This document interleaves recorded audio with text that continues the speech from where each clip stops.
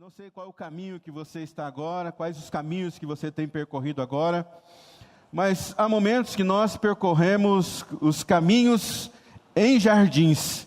E quando nós caminhamos por meio de jardins, nossa única preocupação é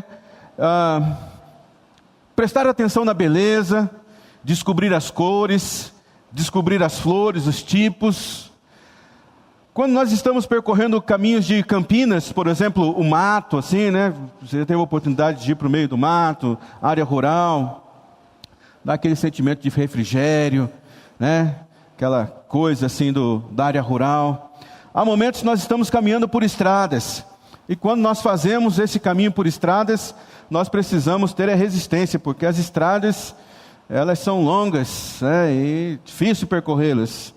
Outros momentos nós podemos percorrer caminhos por montes, e quando nós percorremos os montes, nós precisamos ter a habilidade de escalar obstáculos, passar por buracos, por pedras, subir monturos. Outros momentos nós podemos caminhar por vales, e quando nós caminhamos por vales, esses são tempos a gente encarar grandes desafios em nossas vidas.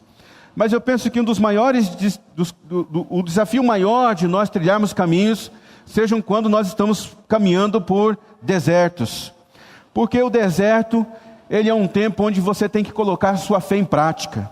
A sua fé não é somente conhecimento, não é somente pular um obstáculo, não é somente um teste de resistência, não é somente você apreciar as descobertas e a beleza do caminho, mas sim praticar a fé.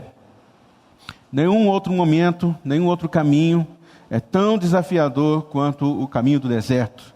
Este caminho onde você tem que demonstrar fé. Aqui em 2 Reis, capítulo 6, verso 8 em diante, é um desses caminhos em que há uma necessidade de fé. Por favor, acompanhe a leitura dele. 2 Reis, capítulo 6, versos 8 em diante. Ora, o rei da Síria estava em guerra contra Israel. E depois de reunir-se com seus conselheiros, disse: montarei o meu acampamento em tal lugar. Mas o homem de Deus mandava uma mensagem ao rei de Israel: evite passar por tal lugar, pois os amorreus, eles estão descendo para lá. Assim, o rei de Israel investigava o lugar indicado pelo homem de Deus. E repetidas vezes, Eliseu alertou o rei que tomava as devidas precauções. Isso enfureceu o rei da Síria, que convocou os seus conselheiros e perguntou-lhes: vocês não vão, isto é, vocês não me apontarão qual dos nossos está ao lado do rei de Israel? Assim respondeu um dos conselheiros: nenhum de nós, majestade. É Eliseu, o profeta que está em Israel, que revela ao rei de Israel até as palavras que tu falas em teu quarto. Ordenou o rei: descubra onde ele está, para que eu mande capturá-lo. E quando lhe informaram que o profeta estava em Dotã, ele enviou para lá uma grande tropa com cavalos e carros de guerra. Eles chegaram à noite e cercaram a cidade. O servo do homem de Deus levantou-se bem cedo pela manhã e, quando saía, viu uma tropa com cavalos e carros de guerra que havia cercado toda a cidade. Então ele exclamou: ah, meu senhor, o que faremos? O profeta respondeu: não tenha medo. Aqueles que estão conosco são mais numerosos do que eles. Então Eliseu orou: Senhor, abre os olhos dele para que veja. E então o Senhor abriu os olhos do rapaz, que olhou e viu as colinas cheias de cavalo e carros de fogo ao redor de Eliseu. E quando os amorreus desceram na direção de Eliseu, ele orou ao Senhor: fere estes homens com cegueira. E então eles o feriu de cegueira, conforme Eliseu havia pedido. Eliseu lhes disse: este não é o caminho, nem esta é a cidade que procuram. Sigam-me, e eu os levarei ao homem que vocês estão procurando. E os guiou até a cidade de Samaria. Assim que entraram na cidade, Eliseu disse: Senhor, abre os olhos destes homens para que possam ver. E então o Senhor abriu-lhes os olhos, e eles viram que estavam dentro de Samaria. E quando o rei de Israel os viu, perguntou a Eliseu: devo matá-los, meu pai? Devo matá-los? Ele respondeu: não. O rei costuma matar prisioneiros que captura com a sua espada e o arco. Ordena que lhe sirvam comida e bebida e deixe que volte ao seu senhor. Então o rei preparou um banquete e, terminado eles de comer e beber, mandou-os de volta para o seu senhor. Assim, as tropas da Assíria pararam de invadir o território de Israel.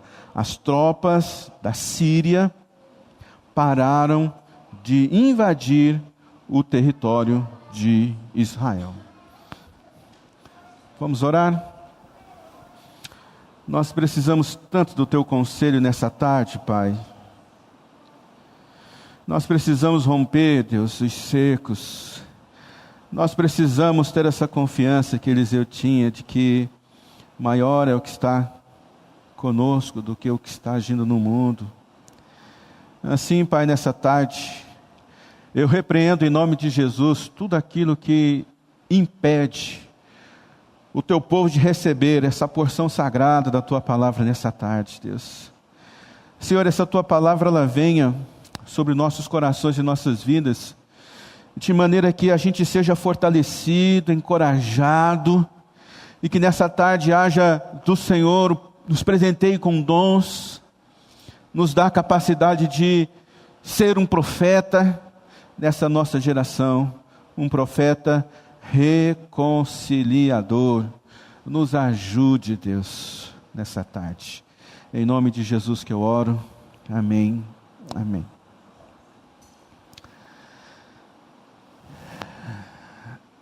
Você lê a história do profeta Eliseu, e por favor, às vezes eu posso até falar Elias, porque eu confundo. Eliseu, ele foi um profeta que passou a existir a partir de Elias, e às vezes eu faço uma confusão, uma hora eu falo Elias, uma hora eu falo Eliseu, mas é sobre Eliseu que nós vamos olhar para ele nessa tarde. O profeta Eliseu, ele é descrito na Bíblia como um profeta muito poderoso. Mas se há um momento tão importante na vida deste homem, que esse homem trouxe uma contribuição tão grande para a vida de uma nação, de um povo, foi este momento em que o povo de Israel, o rei de Israel, estava vivendo um caos, uma grande guerra. Essa guerra já acontecia por décadas. Essa guerra entre o rei de Israel e a Síria, e até parece que nós estamos lendo o jornal de hoje de manhã, porque essa batalha, essa guerra, ela continua em nossos tempos. O exército da Síria era um exército muito grande, ele tinha uma vantagem bélica muito maior do que o exército de Israel. Por isso, o rei da Síria, por várias vezes, ele estabeleceu uma série de emboscadas para destruir o exército de Israel, capturar o rei e matá-lo, aniquilar aquela nação. Então, o rei da Síria se surpreendeu em um momento, com o fato de que, ao mesmo tempo em que ele planejava no secreto, no escondido, as ações as quais facilitariam, as emboscadas que ajudariam ele a capturar o rei de Israel, ele se livrava de todas elas. Então, aborrecido com aquela situação, o rei da Síria chama os seus conselheiros e diz: por favor, mostra para mim quem é o dedo duro aqui dos nossos conselheiros, porque não é possível toda emboscada que nós preparamos para esse rei, para esse povo se livra. Há de ter aqui no nosso meio alguém que está entregando os nossos planos. Diga-me quem é, porque eu vou matar. Então, um conselheiro se coloca em pé e diz assim: rei, não tem ninguém traindo o Senhor.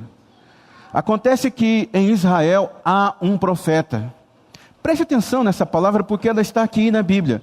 Em Israel há um profeta. E este homem, ele sabe de todas as coisas, porque Deus revela para ele, até as conversas que o Senhor tem dentro do seu quarto. Então, o rei da Síria diz: descubram para mim onde esse homem está, porque eu vou mandar capturá-lo, eu vou mandar matá-lo, eu vou tirar esse homem lá do meio do povo de Israel, porque em Israel havia um profeta. Então ele envia um exército muito grande. Alguns pesquisadores dizem que era uma milícia de soldados, quer dizer, aproximadamente 1000 soldados. Eles vão à noite para a cidade de Samaria, cerca toda a cidade, com carros de guerra, com cavalos e muitos soldados. Logo pela manhã, o servo, o moço que acompanhava Eliseu, chamado Geazi, ele levanta, como alguns de nós fazemos, levanta de manhã, vai para fora da tenda para tomar aquele ar puro das Campinas. Dá aquela espreguiçada, e quando ele acorda, ele vê que a cidade toda está cercada do exército da Síria. E ele, desesperado, corre para dentro da tenda e diz: Senhor, meu pai, meu senhor, há um monte de soldados lá fora e vieram aqui para capturar você. Vieram aqui para fazer mal para nós. Então, Elias, com aquela mais calma possível, fala assim: calma, meu filho, não tenha medo. Maior é o número que está conosco do que os que estão com eles. E eu fico imaginando que esse servo chamado Geazi, ele então fala: mas como? Esse profeta não sabe contar, só está aqui eu e ele diz que somos em maior número do que os soldados que estão lá fora. Olha, irmãos, você pode olhar as coisas pela perspectiva humana, ou você pode olhar as coisas da perspectiva de Deus. São dois olhares totalmente diferentes. Esse exato momento, nossa nação, você pode lançar um olhar humano para ela. Acabei de receber aqui no meu WhatsApp, num grupo de pastores que são pastores das maiores igrejas aqui do Brasil, mandando uma mensagem aqui, dizendo assim: agora foi tudo pro brecho. Pastores. Ou você tem uma visão natural das coisas, ou você tem uma visão de Deus das coisas. Geazi tinha uma visão natural, ele sai para fora e vê a cidade cercada. Mas o profeta diz: não, você não está vendo direito. E então o profeta faz uma oração muito simples: Senhor, abre os olhos deste homem. E o que acontece? Os olhos dele são abertos, de Geazi é aberto. Geazi sai novamente lá fora, e o que ele vê agora? Ele vê o exército da Síria, mas também vê um grande exército cercando a cidade, de cavalos e carros de fogo. Que coisa, irmãos. Que coisa. Eles veem, Geazi vê a intervenção de Deus. Geazi tem os seus olhos abertos e ele consegue ver que aquelas colinas, elas estão cercadas de anjos, carros de fogo, estando ali para defender ele, Geazi, e o homem e o profeta de Deus. Bom, esses soldados vêm até a tenda, e quando eles descem para prender Eliseu, Eliseu mais uma vez ora, dizendo: Senhor, cega esses soldados. E eles imediatamente ficam cegos, eles não sabem para onde ir, que caminho tomar. Então o próprio profeta diz: deixe que eu conduza você, deixe que eu vou mostrar para você o caminho. E você fica imaginando, era um grande número de soldados, um atrás do outro, e o profeta na frente. E o profeta os leva até a cidade de Samaria, onde o rei de Israel estava. E quando chegam lá no meio da cidade, novamente o profeta diz: Senhor, abre os olhos desses homens. E eles voltam a enxergar, e eles percebem que agora eles estão no meio de Samaria, cercado pelo exército de Israel, pronto para ser sacrificados. Inclusive o rei de Israel fala assim: é hoje que eu vou me vingar, é agora. Por isso ele pede permissão para o profeta: Senhor, meu pai, eu posso matá-los? Eu posso, mostrar quem é o dono do pedaço aqui? E o profeta diz: não, ninguém vai morrer hoje. Você vai fazer o seguinte: você vai preparar um banquete para esses soldados, você vai dar de beber para eles, e vocês vão mandar embora. Perspectiva humana, perspectiva divina de Deus. Então a Bíblia diz que esses homens comeram, beberam, foram embora, voltaram para a Síria, e por causa deste ato, deste profeta reconciliador, agora a guerra entre o rei da Síria e Israel imediatamente é cessada. O texto diz: as tropas da Síria pararam de invadir o território de Israel. Nós vivemos muitas guerras, irmãos. Nesse momento você pode estar envolvido em uma guerra, seja numa perspectiva pessoal, seja numa perspectiva dos relacionamentos mais próximos seus, seja numa perspectiva da família. São tantas famílias que estão em pé de guerra, famílias que têm muito dinheiro, famílias que não têm dinheiro nenhum. Há uma guerra instalada, há tantas pessoas em meio de tantas batalhas. Mas eu quero dizer para você nessa tarde e noite, de que Deus está levantando uma igreja profética. Deus está levantando um povo profético, que consegue discernir a natureza das coisas, a natureza dos confrontos, das guerras. Há tantas coisas que estão envolvidas em uma guerra, uma batalha, em um cerco, não é verdade? Mas aqui um homem se coloca em pé, como o profeta. Em Israel há um profeta, e não é um profeta de qualquer forma, é um profeta reconciliador, é um profeta que faz diferença. E a partir então dessa linda história de fé, de uma perspectiva do céu, a gente consegue entender qual é o discernimento que se fundamenta os profetas da reconciliação. E o primeiro fundamento tem a ver com uma percepção espiritual. Você sabe, diz aqui o texto, em 2 Reis 6,12, dizendo: respondeu um dos conselheiros: não é nenhum de nós, majestade. É Eliseu, o profeta que está em Israel, que revela ao rei de Israel até as palavras que tu falas em teu quarto. Quando você é um profeta da reconciliação, sabe o que acontece? Você começa a receber de Deus, download, você começa a receber de Deus quais são os planos que o inimigo tem. Quando você se posiciona como um profeta da reconciliação, você passa a reconhecer os intentos secretos do maligno. Você começa a perceber quais são as artimanhas, os ardis, os desígnios de Satanás. A gente tem falado que a nossa luta não é contra pessoas, não é contra carne, contra sangue, não é contra pessoas.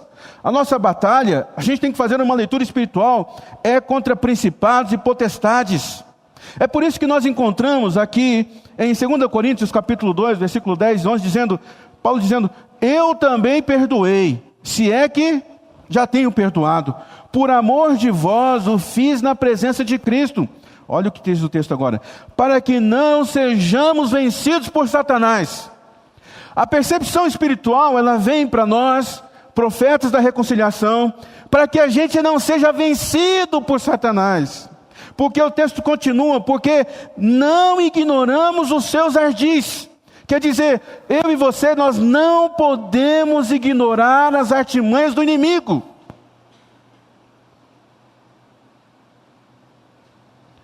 Seus acusadores não são as pessoas que estão ao seu lado. Seus perseguidores não são essas pessoas que estão do seu lado. E é muito interessante essa palavra ardis, quando a gente pesquisa, porque ardis é o plural de ardil, que significa armadilha, astúcia, cilada, emboscada, manhas, sagacidade. E é isso que o inimigo tem semeado no meio do povo de Deus. E muitos não estão tendo um discernimento espiritual para enxergar os ardis do inimigo, as emboscadas do inimigo.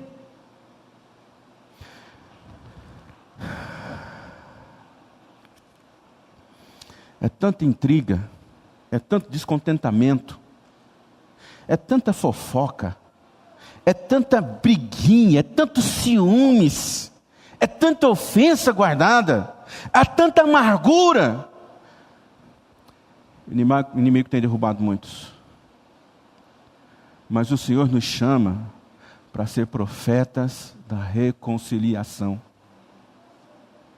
Deus chama você para ser um profeta da reconciliação. E se você quer ser um profeta da reconciliação, você tem que ter uma percepção espiritual, saber onde os segredos, quais são as artimanhas do inimigo. Meus líderes de ministério, não briguem entre si. Vocês não estão competindo por atenção, e vocês não estão no lugar onde vocês estão porque vocês têm uma excelente performance. Não foi assim desde o começo que eu vim para cá. Quantas pessoas já serviram comigo, e pessoas assim que, às vezes as pessoas estavam mais próximas de mim e diziam assim, mas por que você está deixando essa pessoa servir com você? Ela não tem qualificação nenhuma. Não é por causa da sua expertise. Então, não precisamos disputar entre ministérios, não precisamos ter ciúmes de quem tem a atenção do pastor, de quem desenvolve o melhor trabalho ministerial. Não é assim. Não são esses os seus inimigos. Por favor, abra mão das ofensas. Tenha um coração reconciliador. Inclusive a palavra ofensa, a raiz dessa palavra significa isca maligna, armadilha. E de repente teu coração está tão assim, pesado, amargurado, você entra por aquela porta e você não tem nem prazer, alegria de cultuar, porque você está ofendido, porque você está amargurado. Eu tenho algumas pessoas que abandonaram a igreja, deixaram a igreja porque brigaram uma com a outra. Não é nem porque fica bravo com a minha falta de habilidade de pregar, é porque brigam entre si. E eu não tenho como dar conta disso, a não ser que o teu coração seja um coração de um profeta reconciliador. Olha os ardis do inimigo, semeando armadilhas, iscas. Você está preparado para ter o coração de um profeta reconciliador? Essa é a expectativa que Deus tem em relação a você. Então, faça uma leitura espiritual de tudo.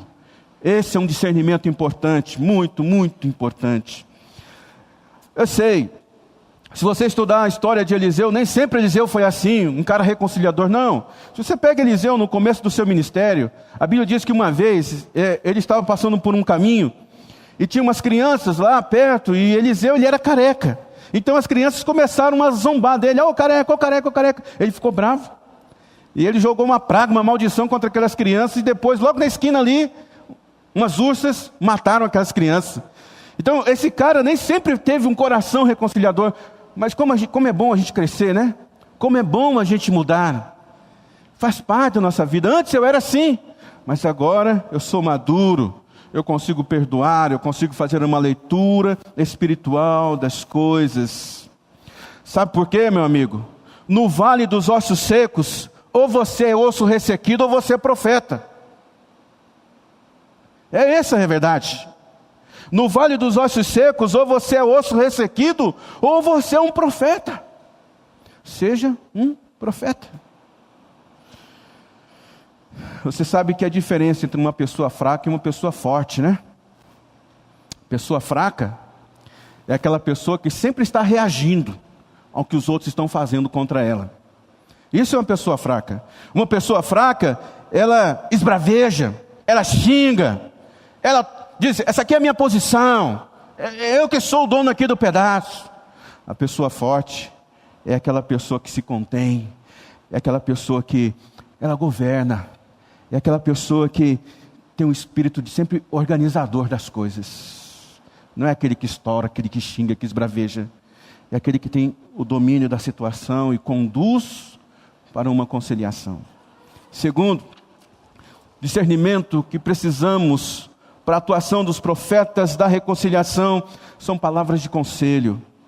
Assim, o rei de Israel investigava o lugar indicado pelo homem de Deus, e repetidas vezes Eliseu alertou o rei, que tomava as devidas precauções. Sim,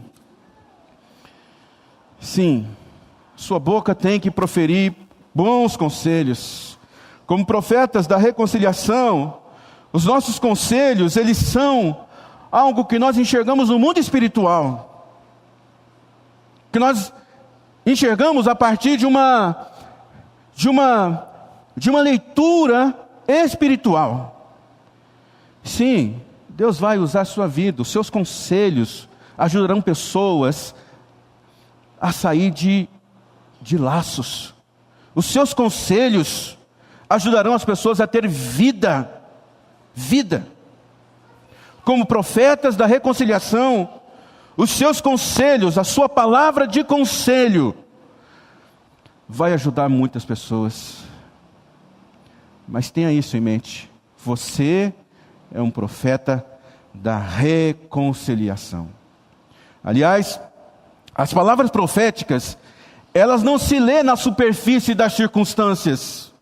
As palavras profetas, ela acorda realidades dormentes dentro de você, que você havia esquecido, ou que você nem sabia que tinha tudo isso. Você deve se lembrar de Gideão. O homem está escondido num poço,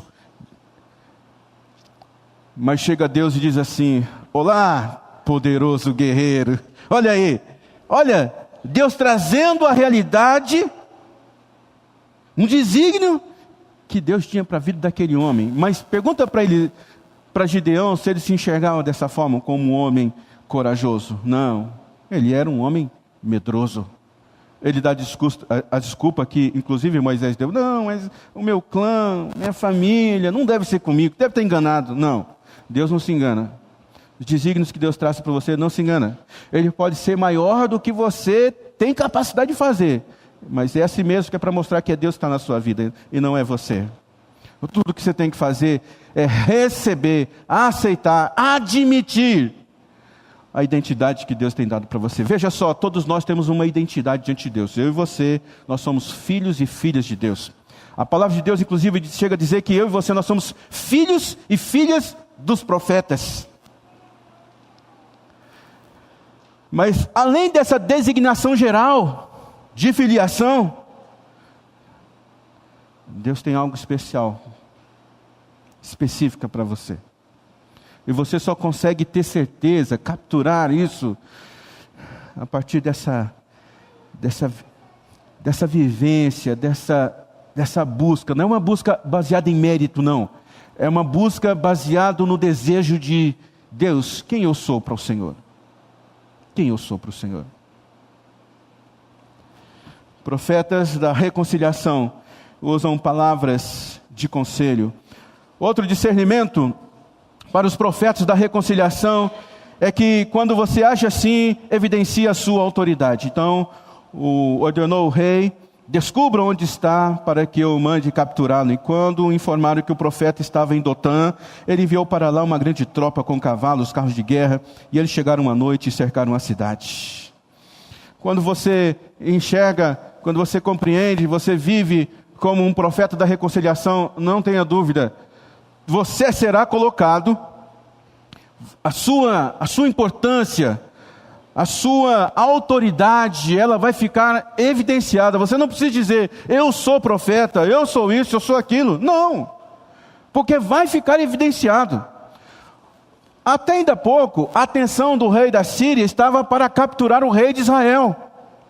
Agora, a atenção do rei da Síria muda. Ele não quer capturar mais o rei de Israel, ele quer capturar o homem de Deus, o profeta de Deus. O que mostra para a gente aqui? Quem é que tinha mais valor aqui? Era o rei de Israel ou o profeta do Senhor? O profeta do Senhor.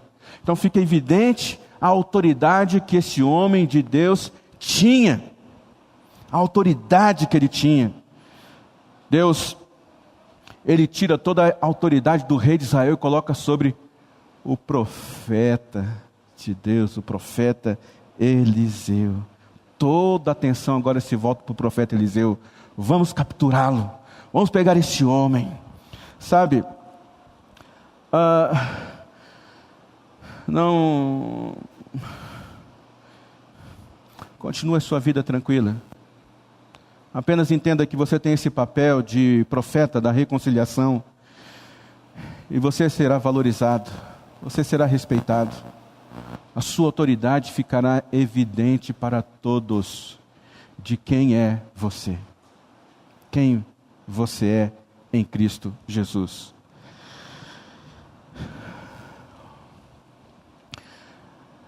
Aqui nesse momento, esse profeta, ele inclusive se torna um intercessor de Israel, né? E você sabe que os intercessores, eles são aqueles que estão na linha de frente de batalha. Todo intercessor, ele é alvo número 1 do inimigo. Toda pessoa que se coloca para ser um intercessor, ele coloca um alvo muito grande nas costas dele, dizendo assim, pode acertar. Agora essa palavra, ela não vem para colocar medo em você não, de maneira nenhuma, porque ao mesmo tempo em que a sua autoridade como intercessor é evidenciado no reino das trevas, algo sobrenatural também acontece na sua vida, porque o intercessor, ele nunca é a caça, o intercessor é o caçador. O intercessor é aquele que se coloca, como o texto diz, na brecha, pede pela sua vida, e Deus revela aqui, olha, Deus vai dando os downloads dele, Deus vai mostrando os caminhos, Deus vai mostrando as palavras de conhecimento, Deus vai mostrando as palavras de sabedoria. Então o intercessor, ele não é uma caça, ele na verdade ele é um caçador, tal como foi na vida de Jesus. Eu fico imaginando que o quanto o diabo deve ter feito uma festa quando Jesus, ali na cruz, ele diz, Pai, nas tuas mãos entrego o meu espírito. Logo depois ele é colocado naquele túmulo, e eu imagino que o inferno inteiro começa a fazer uma festa enorme. Vencemos, ganhamos. Bastou 3 dias para a festa acabar.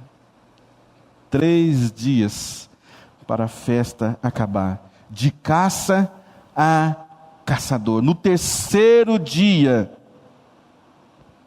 Satanás foi esmagado na vitória de Cristo. É, meu amigo, é assim. 4, discernimento dos profetas da reconciliação. É necessário haver rompimento de paradigma. Olha o paradigma que Geazi teve que quebrar. Diz assim, o servo do homem de Deus levantou bem cedo pela manhã, enquanto saía, viu uma tropa com cavalos e carros de guerra, que havia cercado a cidade. Então ele exclamou, meu Senhor, o que faremos? E o profeta respondeu, não tenha medo, aqueles que estão conosco são mais numerosos do que eles. E Eliseu orou, Senhor, abre os olhos dele, para que veja. E o Senhor abriu os olhos do rapaz, e ele olhou e viu as colinas cheias de cavalos e carros de fogo ao redor de Elias. Tenta imaginar, meu irmão, que impacto é esse? Que coisa incrível é essa? Em uma hora você não está vendo nada, você está vendo o caos, o cerco.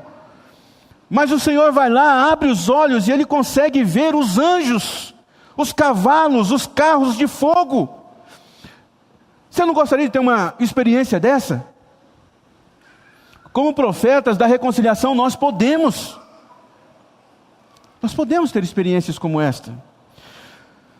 Pastor, o que você está falando aí, esse negócio de profeta, profecia, que negócio é esse? Meu filho, a Bíblia fala sobre isso. Nós temos tantos relatos, tanto no Antigo Testamento quanto no Novo, acerca de profecias. Para você ter uma ideia, mais de 31.000 vezes a palavra de Deus menciona ou uma profecia, ou um profeta, ou uma profetisa.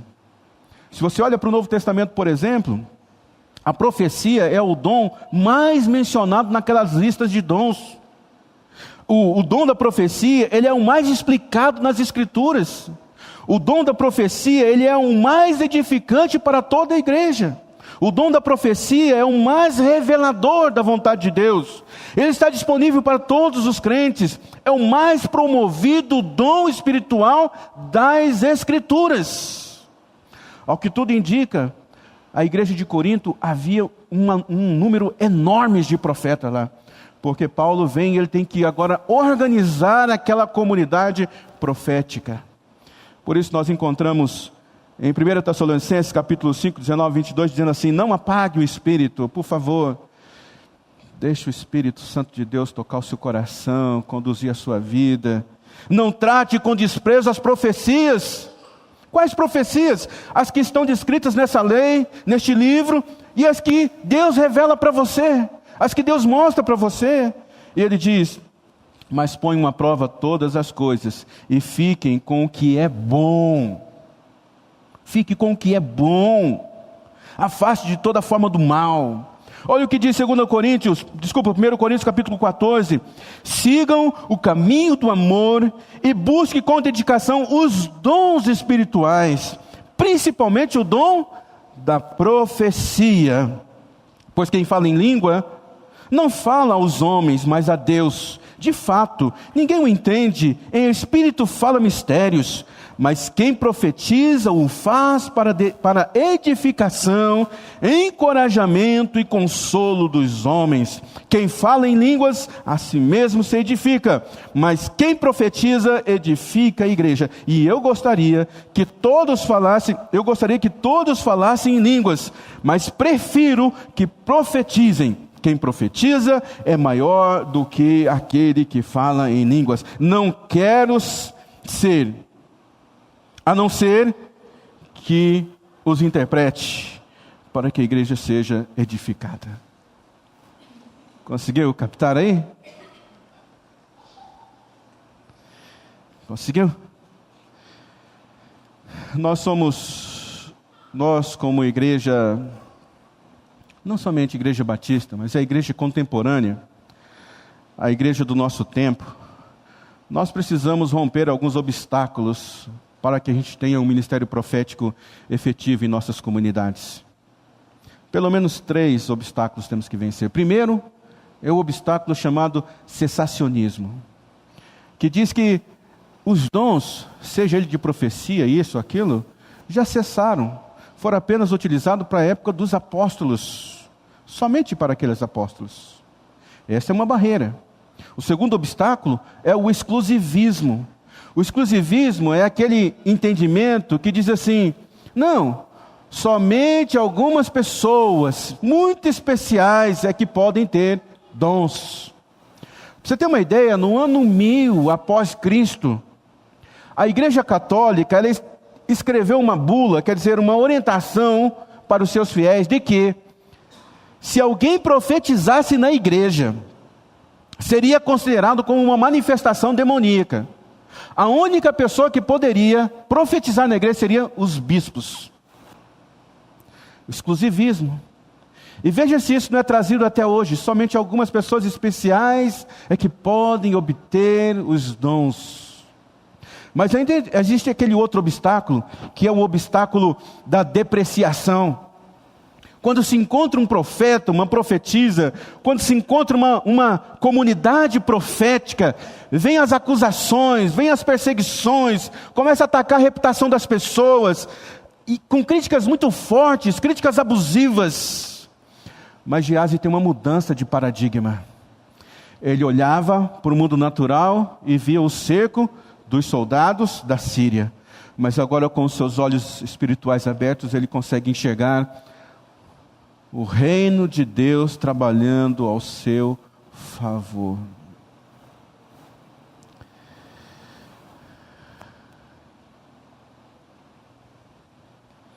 Você está envolvido em algum cerco nesse momento? Como é que você se sente? Veja esse vídeo.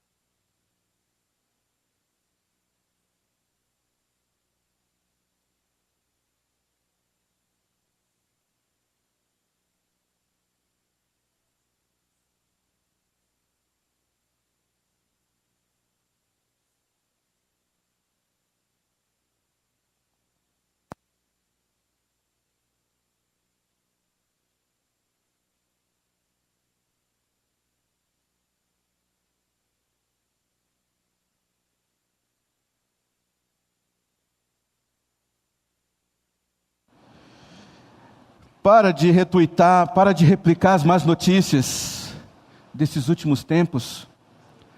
Há bons planos de Deus para a nossa nação. Não seja um daqueles que replicam que militares precisam tomar conta desse país, de que fulano tem que acontecer isso, que ciclano tem que acontecer. Para com isso. Você é profeta da reconciliação. O que eu tenho visto nesses últimos dias, em que a gente tem vivido esse cerco no Brasil, da boca de pastores, de ovelhas, tantas coisas absurdas. Mas o Senhor nos chama para sermos profetas da reconciliação. Há coisas boas da parte de Deus, e que eu e você, nós precisamos ser porta-voz disso. Pare apenas de copiar e colar. Pare de republicar no seu Face, no seu Instagram, seja onde for, as más notícias. Você não é portador de má notícia, você é portador das boas novas. Em 2014, Deus deu essa profecia para essa mulher. Não é o que está acontecendo hoje? Não é o que tem acontecido nesses últimos tempos? Não se desespere. A nossa nação, ela está sendo limpa. A nossa nação, ela será colocada em destaque diante das outras nações. 192, 194 nações. Porque Deus está conosco. Ele está a nosso favor. Pode haver um castigo sobre essa nação? Pode. Mas Deus é Pai. Deus, Ele não é um diretor de orfanato. Deus é Pai. Deus está sacudindo essas estruturas para trazer o teu povo à tona. Você, profeta da reconciliação. Você entende isso, meu querido? Então vai lá nos seus grupos, apague todas as más notícias e coloque coisas de Deus lá. Se você não tem sábias palavras para poder manifestar a bondade de Deus nesses últimos tempos, pegue esse vídeo e viraliza ele no Brasil inteiro.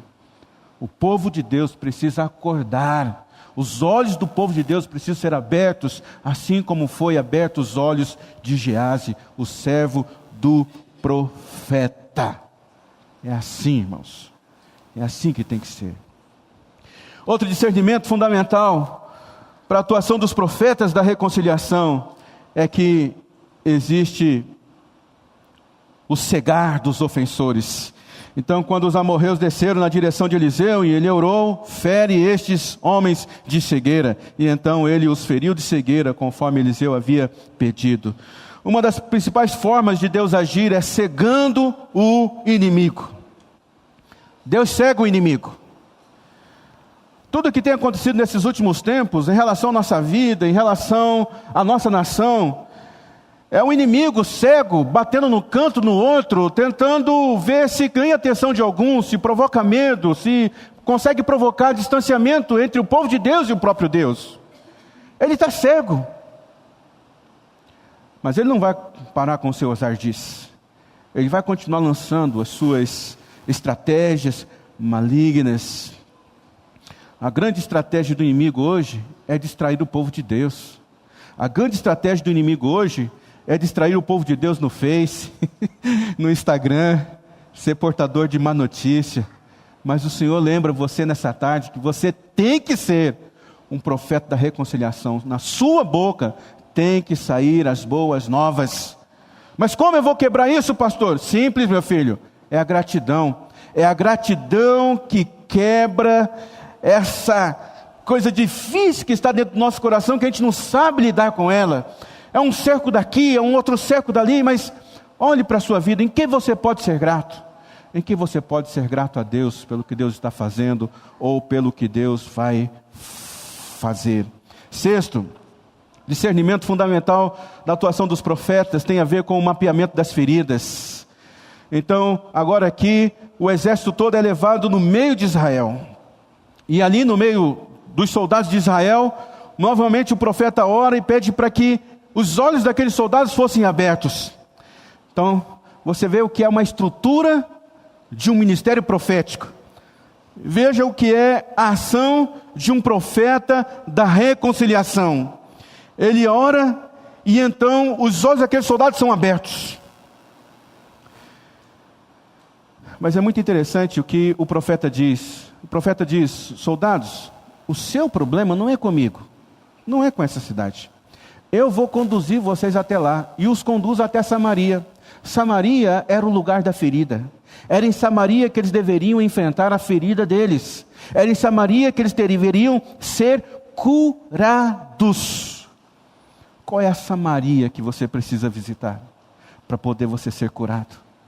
Qual Samaria você tem que passar para você olhar para aquele conflito e abrir mão dele? Abram os olhos, foi a oração do profeta. Que o Senhor abra os seus olhos nessa noite e você consiga fazer um mapeamento não da ferida dos outros, mas das suas feridas, para que você possa ser consertado, curado, sarado e ser um profeta da reconciliação. Sétimo, o profeta ele também produz libertação. E quando o rei de Israel viu, falou: eu posso matar esse pessoal? Falou: não, você vai dar de comer para eles, você vai dar de beber e você vai mandá-los embora. Então o que o profeta está fazendo aqui nesse momento, não somente produzindo libertação na vida dos soldados da Síria, o profeta está fazendo aqui também, trazendo liberdade para o coração do rei de Israel. É tipo assim: rei de Israel, você identificou as suas feridas? O que você faz agora? Perdoa, deixa esse povo ir, dá um banquete para eles, manda eles embora. Sabe, nós temos que produzir libertação, onde quer que nós estejamos, como profetas da reconciliação. Em último lugar, discernimento dos profetas da reconciliação resolve tudo permanentemente. Então, assim as tropas da Síria pararam de invadir o território de Israel. Sim, deu um basta naquela guerra. Acabou a guerra. Acabou a batalha. Por conta do quê? Por causa da direção de um profeta da reconciliação.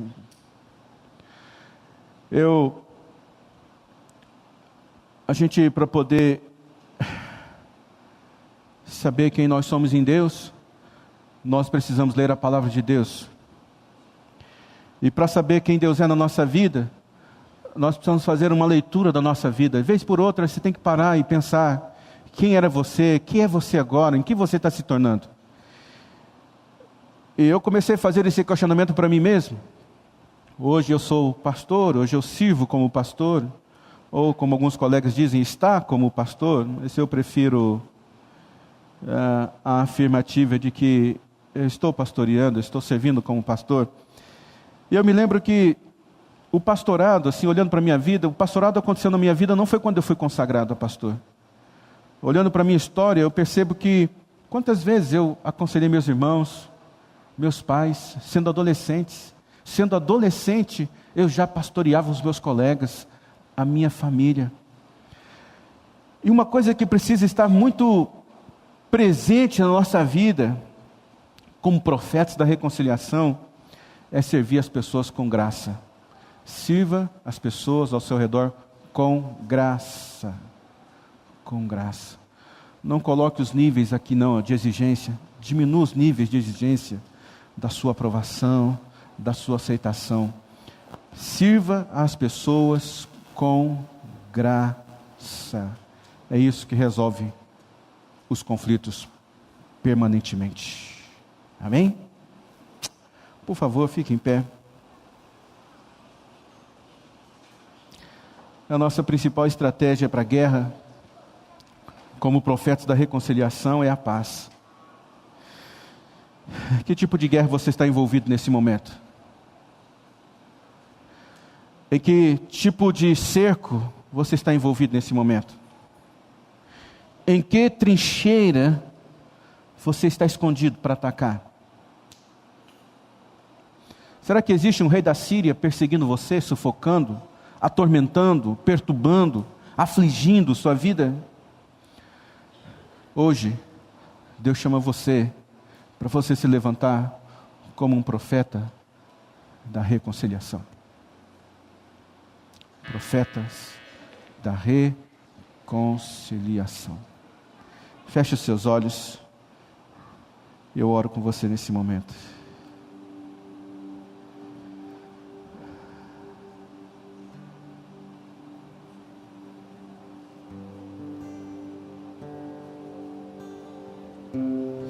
Nesse momento, Deus,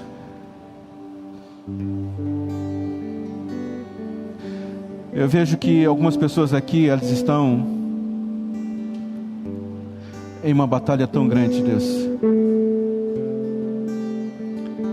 Eu vejo, Deus, uma mulher tão cansada, suas forças estão esgotadas, ela sente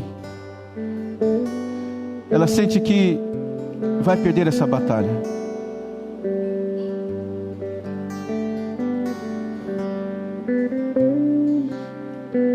Mas nessa tarde o Senhor diz para você se levantar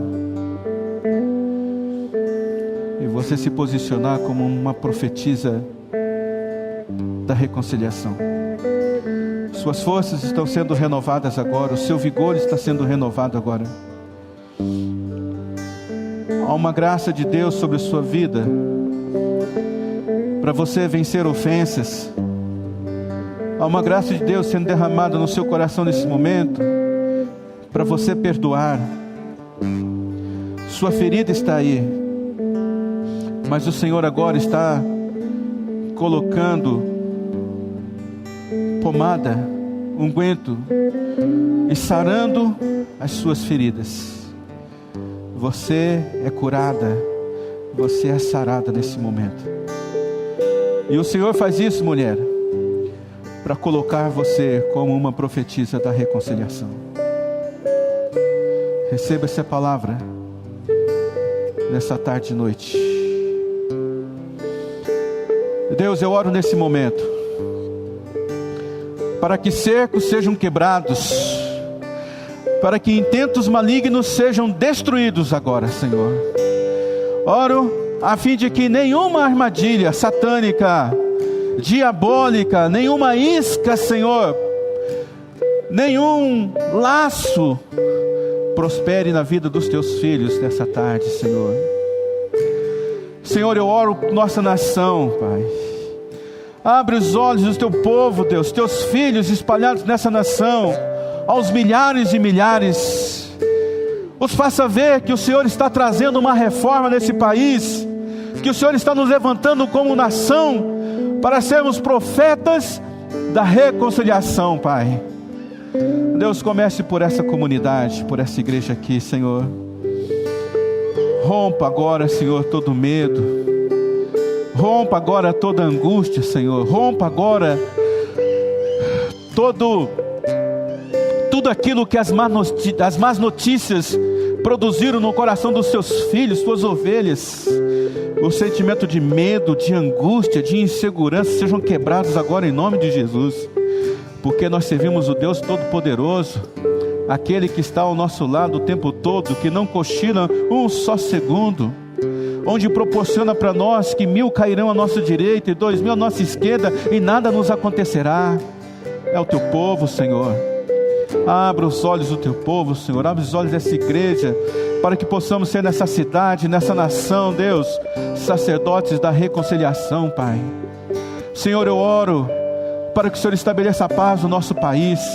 Eu oro para que o Senhor restabeleça governantes dignos, ó Pai, com um coração inclinado para o Senhor, que trate com sabedoria e benevolência nossa nação, Pai, teus filhos, essa nação, Pai.